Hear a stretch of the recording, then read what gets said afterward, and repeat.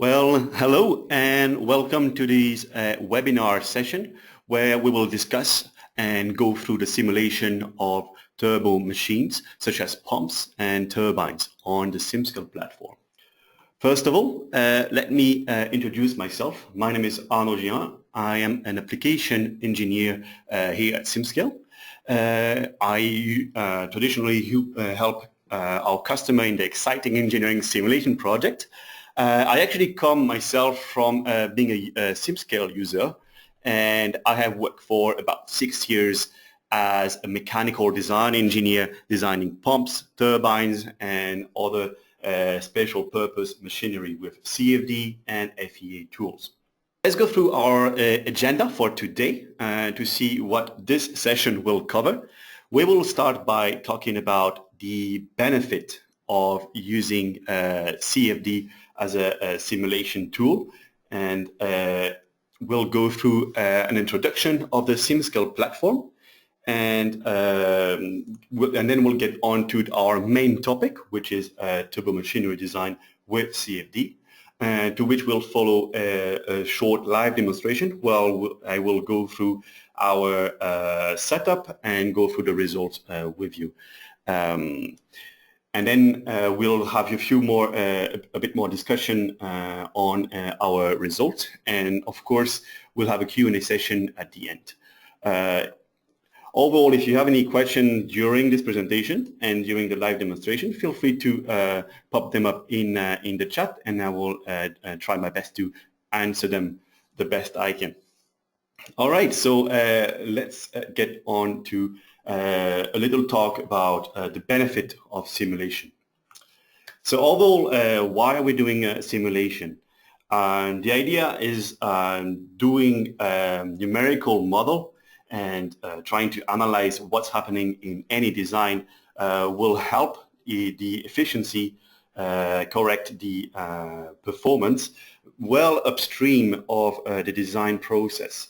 So we are going to see well in advance what's going to happen in our design before we get to the need of a physical prototyping. So this means that we're reducing time and investment, and we are minimizing the failures possible that any physical prototyping will occur.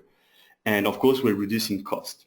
So to give you an idea of scale is that if we are making a design change very well upstream of the design process, this cost is very minimum, but every time you move on to a different stage, the cost times 10 every time. So if a design change costs €1 at the beginning of your design stage, it will maybe cost €10 a bit further on downstream. And once you've built a prototyping, this design cost will occur in hundreds or thousands of euros. So having this simulation done really well upfront of this building up and manufacturing process will tremendously help you in your workflow. So this is where SimScale come into play by offering a cloud-based simulation tool that will improve the design efficiency of any product you are trying to optimize. So what are the benefits of using SimScale as a CFD tool? First of all, it's an all-in-one simulation platform. So you are using social mechanics, fluid dynamics, and thermodynamics all in one. I can have all these projects, these analyses in one page. Then I have, of course, fantastic support from our support engineers, and through chat, through phone and emails. And of course, you are benefiting from webinars and a lot of materials from our online community. Then we are a collaborative environment in which we can share our project and benefit from forums. What is fantastic also is that we can have a really fast result, and we can run different scenarios at the same time because we are cloud-based. We can also deal with a lot of computational effort due to the fact that all the simulations is made remotely. We don't need for a specific hardware solution in-house. This is very cost efficient because we're just renting the computational hardware for only the time that we want and not as a big investment. And of course, this platform being online, we have a highly secured environment that provides security for any kind of confidential type of project. All right, so let's get on to today's topic, which is turbo machine design. This is a very exciting topic, by the way. There's a lot of phenomenon happening and a lot of possibilities in terms of changing the design and see what's happening with this change of design. So what is a turbo machine, first of all? A turbo machine is an energy converter. So we're transforming the energy from a mechanical energy, from like a speed and a torque that is on an impeller or a wheel, and we're transforming it to or from pressure energy. So there's really an idea of converting an energy from a fluid to a pure mechanical energy. So if the work is done to the fluid, so the fluid moves to the fluid. So if if the wheel moves the solid, the solid, sorry, this turbo machine is a pump or a fan. But if the work is done by the fluid, so we're pushing fluid and the fluid moves the wheel, then this is classified as a turbine. So how are we going to assess the efficiency of a turbo machine? The key factor here is really trying to reduce the losses. So trying to see where the flow is circulating, where the energy is being spent without being of any use to the efficiency to providing energy. And we can play on different parameters, on different components and their parameters in order to measure the effect of this that this parameter has on the performance. So CFD here comes very handy because we're going to do a lot of different design scenario and changing different parameters and see what's happening to the flow, to the distribution of the flow, for example. So what are we going to, in terms of really quantifying this this design efficiency? It's basically the ratio. The efficiency here is the ratio of what we said, what is the energy in the fluid, and what is going to be transmitted from or to the energy in the wheel. So this is this ratio, and this is for a pump, for example, this is what we have.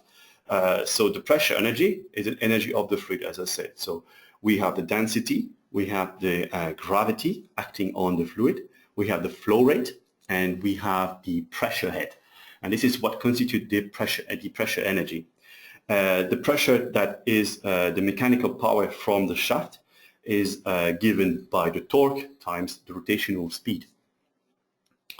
We will see how CFD here is very handy in terms of providing a pump curve, which is very useful in order to determine the best efficiency point. So we're trying to really, again, trying to find the best scenario at which the specific design at a specific speed is going to provide us with the highest efficiency point.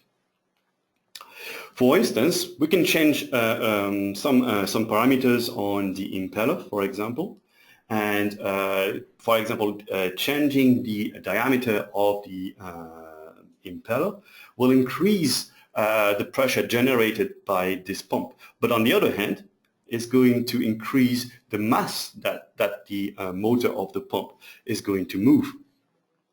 So even if we increase a little bit the head of the pump of what the pump can achieve, we're going to lose a little bit of energy due to the fact that we'll need to have more mass to move. So it's all about trying to find a trade-off between these two parameters, these two effects, and that's all about trying to find a fine line in between these two. So we talked about the impeller parameters. So we saw that the outer diameter plays a part into in terms of what the pump can achieve. But we can change also the number of blades, the eye diameter, which is what goes into what the amount of fluid that can go into the impeller. This is what you see, for example, here, where we have a shrouded impeller and a certain amount of fluid goes into it, but also we can see that some fluid can go on the outside of it. So this is something that we will be able to visualize and control. Also the different blade angles, so leading edge blade angle and trailing edge blade angle, that will impact not only the performance, but also, will impact the amount of pressure at the tip of the blade. And this will play a major factor in terms of cavitation. For example, if the angle is too high, then we can have some issues with cavitation, but we'll talk about it in the later slides. For the volute, so we've talked about the impeller, and for the volute, we will have a few other parameters. So we saw that we have a cut water position. So this is where the water escapes from the cavity. So we can play with the position of this and the height of it. The inlet diameter of our and outlet diameter of our housing. The shroud gap, this is what we were discussing before, and the cross-section area, how much water can go around the impeller, and how much, and how it's going to progress throughout the volute. So basically, how we're going to simulate this in the SimScale environment, this is about 3 steps. So first of all, we're going to import our geometry. Then we're going to set it up with different parameters of operate known condition parameters. And then we're going to be able to online visually assess our result and take some design decision corresponding to what we see. So what are our objective for this case? To observe the velocity and pressure that is going to develop inside our pump, and from them we're going to be able to identify any areas that could be impacted by the performance, and see some areas, as we said, of recirculation, some areas where there's an uneven distribution of the flow, and things like this. We can obviously quantify the performance, such as recording the amount of torque acting on the impeller and the amount of actual thrust on the impeller, and of course having an idea of how much of a pressure head we have, and the velocity of the flow at any point inside our domain. So what do we need in order to initiate this simulation? So we need to work with a CAD geometry, obviously, and this CAD geometry is consisted of 3 different volumes. So first of all, we have our impeller volume, or the wheel volume. On top of this, we have what we call a rotating region volume. We'll talk about it in the next slide. And on top of these two, we have what we call a fluid flow volume.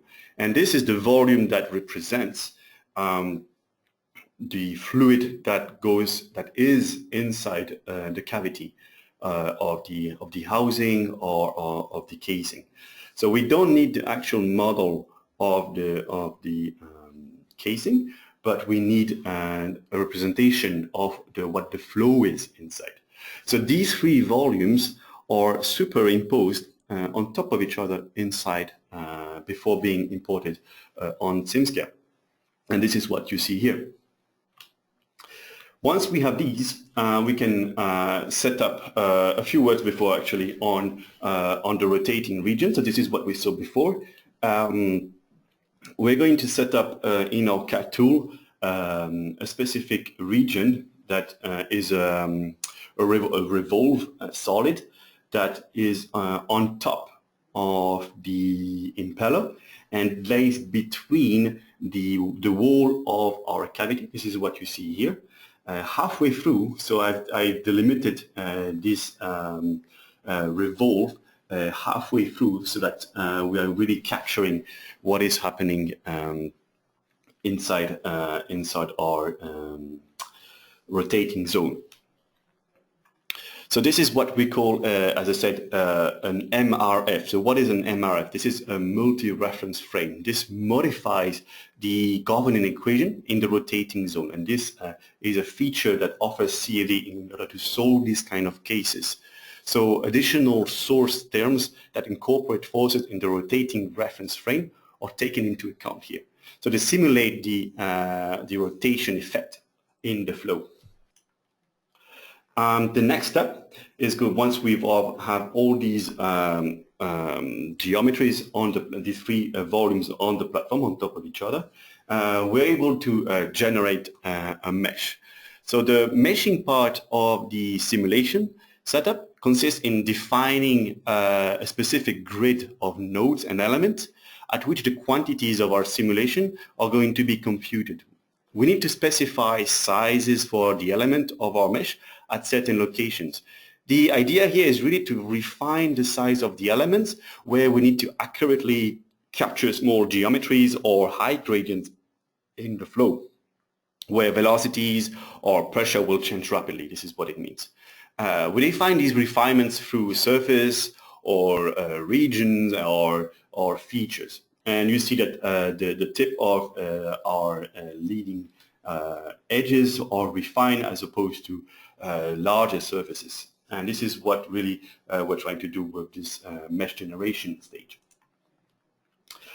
For the rest of the setup, we have set up an analysis type, which is an incompressible flow analysis, which means we're not going to analyze the compressibility of the fluid, but we are going to also have a steady state kind of simulation as opposed to a transient state. So we're detecting the effect of time on this simulation.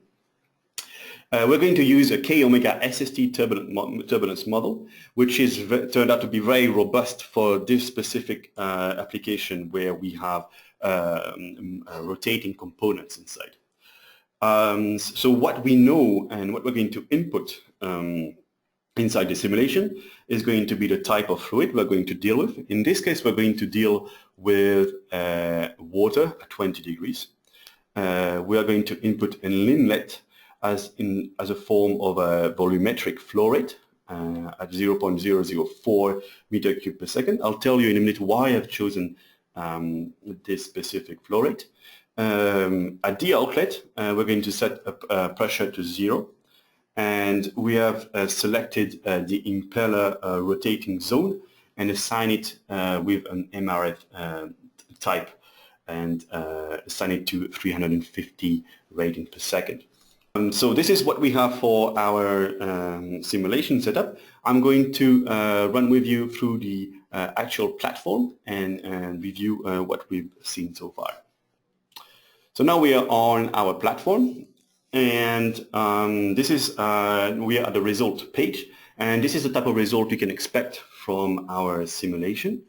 Here I'm showing the velocity as a cut plane. So we are sectioning the model, so you can find our pump model that we saw on the slide, and we're going to section through them and output a quantity, and in this case is going to be the velocity. So at 0 we have blue velocity, so it's blue around areas where the flow is more stagnating, but the more red we become, the more the higher the velocity is.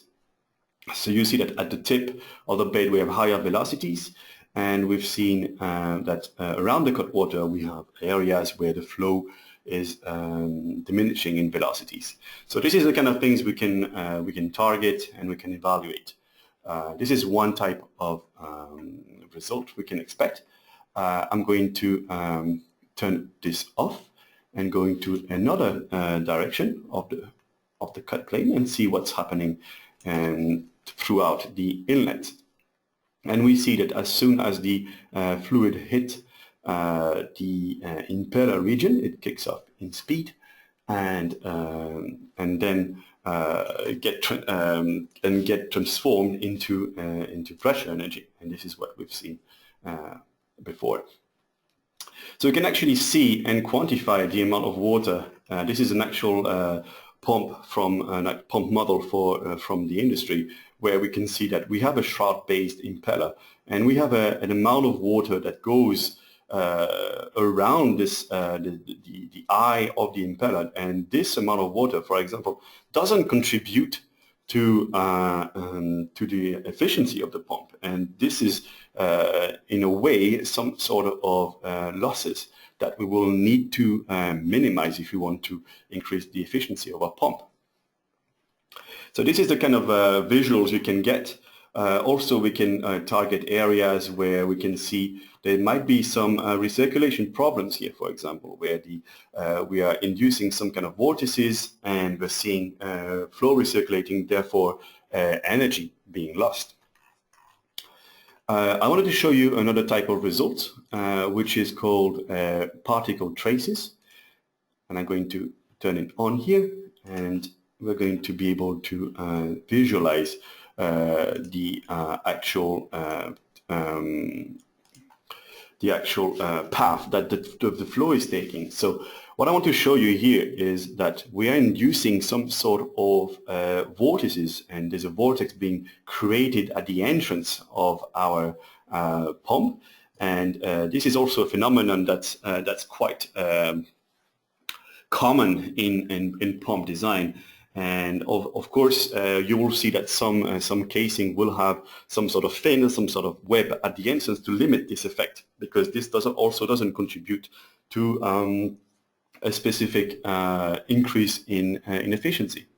So this is a kind of a nice visual where you see comets that represents the flow path, and that kick off, and their velocity increases as they enter the impeller region. So you can easily interact with the model, change different views.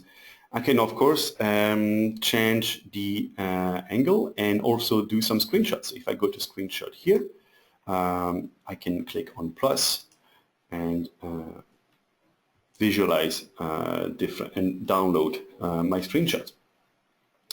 As easy as this. Of course, I can also show you other type of result, which I think are very useful when you're designing a pump and you're trying to easily target areas where we could have problems. And this is what I wanted to show you by the ISO surface type of result.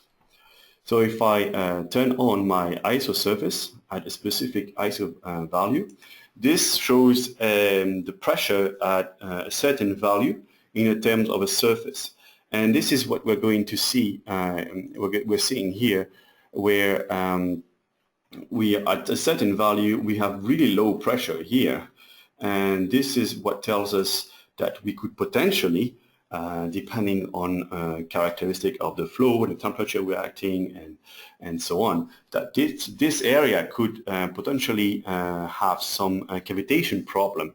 But this is something that we can easily visualize and quantify here. Okay, you've seen that we've done some animations, and we can, of course, see other type of results. So let's go through the simulation now and see how we've gotten through this type of results. So first of all, on the left-hand side panel, we have our simulation tree in which we've gone down and filled up different parameters, as we saw before. We have our geometry here. This is the geometry here, and actually this is the mesh that we're seeing. The mesh is generated here and has 1.6 million cells. And this is a quite a big mesh, and that is easily handled by SimScale because we are operating this kind of mesh online. We can compute over a large amount of cells, which could be a bit more challenging with traditional method, where you're limited in terms of hardware and computational capability. So we have defined our mesh with different refinements. We have defined our material here with specific properties of the water. We have our boundary conditions with an inlet volumetric flow rate and a pressure outlet here. I've also set up a boundary condition that corresponds to an inlet type of pressure. I just wanted to show you guys that you can actually, if you don't know if your pump is pumping water from a reservoir at a specific speed, but you don't know what the flow rate is going to be, you can easily set this up in terms of pressure inlet and how much high or low compared to this reservoir your pump is, and input this as opposed to a specific flow rate. And this can also help. That is a type of boundary condition you can add. And then, as we saw before, we're going to play with what we've seen a rotating region, which is called the multi-reference frame region. And this is found in advanced concept and rotating zone. I've set up 3 rotating zones, but only one is going to be assigned to our zone that we find on the right-hand side here. We're going to assign a specific axis for it and a rotational velocity for it. And I've set up to 350. We click OK. And then we are going to set up an amount of iterations for our simulation and a number of processors for this computation to be prepared by. OK, we click OK. And then we're going to assign a different result control. This is the force and the moment that we're going to be able to observe on the faces of the impeller. And this is what I've selected here, impeller forces. So on every face of our impeller, we're going to compute an amount of moment in all directions and amount of force as well. You're going to see these quantities in the result in a moment.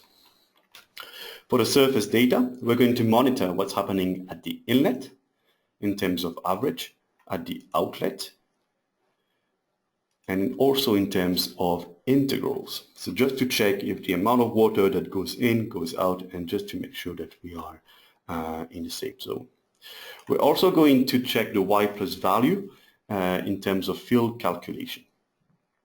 And this allows us to really make sure that we are capturing accurately what is happening around the wall of our geometry. So you've seen that with all these different known conditions, I can easily go back to one, change one parameter here, and run it. So if I go and want to run something at 9 meter cube per second, I click OK. And I'm now ready to click on plus, and I'm going to set up with an existing mesh. I'm going to start a new run at 0.009 meter cube per second. And you can press start. If I want to analyze more than one operating condition, I can go back to my inlet flow rate. We've seen that this calculation, this run has started, but we can change this easily to a different value. Press save, go back to our runs and click for another run. We have a few warning that I haven't assigned 1 meter of water boundary condition, all these things, but that is normal. And we're going to use an existing mesh, and I can easily change that to whatever it was. So I can name my runs, and I can run them side to side. and they're going to be computed in the same amount of time in parallel. This allows us to have all these runs. This is the runs I've previously started, and run simultaneously. So we've seen that this run, for example, if I click on here, we have more parameters of what happened. So 66 minutes and 70 core hours. And all these runs have gone through simultaneously. We're now going to have a look, before we go back onto our presentation, to how we're going to measure the amount of torque or the amount of pressure that's going to be happening inside our pump. So in terms of our area average, this is what we've set up in our result control here. If I go back here, we have area average, and this is what we find here in our run solutions. If I go to inlet average, I'm going to click on the pressure, for example, and what we see here is a curve that represents the amount of iterations that this simulation is going through, and how the quantity of pressure at the inlet surface is going to evolve around as the iterations go through, until it reaches a point where it doesn't change anymore. And this gives us confidence in the stability of the result, and tell us that we've achieved a converged solution. And this is the value we have in terms of head. That's the head. That's the pressure that we have at the entrance, at the inlet, sorry, and as opposed to a zero pressure at the outlet. And with this kind of value, we can easily build up a pump curve, as we discussed before, for a certain rotational speed. This is why you've seen that I've run all these different scenarios at a specific speed. We can do the same for the force plot.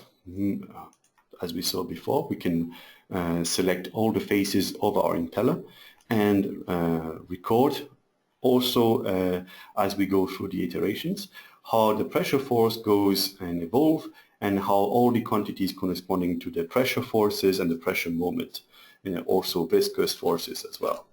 So we can easily drag to the end of our setup here and have an idea of how much pressure force in the x direction, for example, is acting on the impeller, and what's the pressure moment, which is actually represented by mainly the torque of our impeller. So this is how you can easily have an idea of the torque and the pressure that our impeller is seeing. All right, let's go back to now our presentation, and we're going to go to a bit more of the results and get on to the questions you can have. So this is what we've seen before with the flow velocity pattern over a cut plane, and we can easily target different areas here.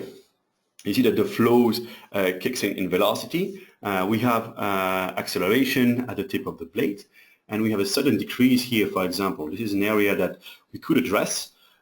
My suggestion is that this decrease is due to the fact that the spiral here is starting. So this could be an area that could be reviewed. Also, the cutwater region, we have a rapid drop in velocity. So this is something that can also be addressed, and see if we can improve this area and not having this pressure drop, this velocity drop, and that could also impact the efficiency. This is something we've seen before on the platform. We have a swirl at the entrance, and we can easily target that there's a vortex happening at the beginning, and that could also impact our efficiency. And this is what I was telling you about in terms of building up the curve. So this is all the runs that you've seen on the platform. So I've run different flow rate, and I could measure, as I showed you on the platform, I could measure the head resulting at each of these flow rate. And we are at a specific speed. So at this specific rotational speed, you see that the trend line, we have a certain decrease of the head as we increase the flow rate. So this is translated in terms of efficiency with the formula we've seen before, and this is translated into an efficiency curve, where we're reaching a top of about 50%. This is not a very efficient pump, I have to say, but for the example, we've reached a specific maximum value at about 4 liters per second, which is 0.004 meter cube per second. And this is why I've shown you this specific run. So you can see that we can easily target areas, operating condition in which we achieve a high efficiency. Back in the days, we were doing physical prototyping and trying to every time measure the efficiency of the pump by changing the flow rate on a bench, hydraulic benchmark. So you can easily do that now from the comfort of your seat and have this kind of value really well upstream of having a prototype. And this, for example, this is what we've seen. One run would take approximately 65-70 minutes, and this is run simultaneously. So virtually, I haven't spent more than 2 hours preparing this because all these runs I've gone through at the same time. And this is how quickly we can get results. Another really useful slide here is we were talking about pressure head inside of pump, and this is a nice plot showing how the pressure develops as it goes through the impeller eye, and you see that the pressure builds up gradually, and this is what we want. And we actually want, similarly to the velocity, we want some gradual and smooth increase of the pressure, and this is why pumps have this specific spiral shape. We're actually trying here, in order to having our design more efficient, trying to gradually increase the velocity and the pressure in our pump. So the smoother this region is, the more efficient we will be in terms of design. And it is something you can visually assess and easily address with this kind of tool. Okay, I think this is it for my part. I am very happy to answer any questions you can have in terms of SimScale in general, in terms of Turbomachinery, and so on. So feel free to ask us your questions. I hope my explanations are clear, but I'm really happy to explain a bit more in details. Okay, so we have one question. What kind of file extension the CAD won't accept? So we work with mainly neutral CAD formats such as parasolids, step files, or STL files. You can also we can also import SolidWorks parts, as well as Rhino files and so on. So it's a very wide range of files we can work with. I invite you to visit the SimScale website if you want to check with a specific file extension, but I can tell you that step files or parasolids would typically work very well and with no problems whatsoever. We have another question here. The MRS boundary condition, you don't need to set up a no-slip wall condition, as it is the default condition for walls. However, if you are interested in the effect of the friction of a material against water, for example, you can set up a specific roughness for the wall. But we haven't considered this in this specific example. But to answer the question, you don't need to consider a no-slip wall condition, as it is the default value. We have another question. If you want to adapt and change the thickness or to change the viscosity, you can easily change the viscosity of the medium, the fluid, by changing the dynamic viscosity and the density. So we can easily see what's happening with a more viscous fluid and of course visualize the pressure head gained or lost with this change of viscosity. This is what happened in an oil and gas industry, where we're pumping something different than water, for example. So I'm happy to answer any other questions you can have, but I guess we can wrap this up for today. I hope this was useful for you guys. If you have any questions or any comments, please feel free to reach out to us. Write to us at support@simscale.com. Follow our different social media platform and visit our simscale.com website and ask us any question you want on the chat as well. It was a pleasure for me to present this simulation to you, and hopefully we'll see you in the next webinar. Thank you very much for watching, and I'll see you in the next one.